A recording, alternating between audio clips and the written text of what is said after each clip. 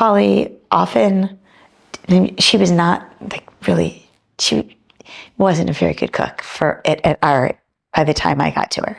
She would make some very basic things. So she would make cream cheese and olives, which is something that I didn't like, but my sister Sarah did. She would make cornmeal, which was okay. She would make lima beans and succotash, which I actually did like a lot. And she'd make chicken with rice.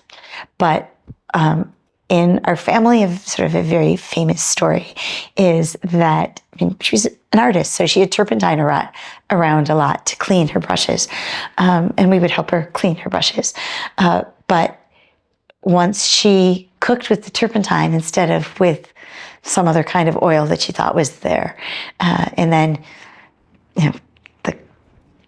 there's a little fire and all those kinds of things. And it was just like, oh, well, that's what we do. And I think she went back to Slipco's, which was a store on Main Street that was still open at that point, and said, I think there was something wrong with your fish because it just didn't taste right.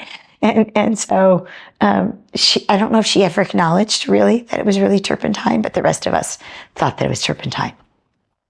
And so that was sort of always a funny story.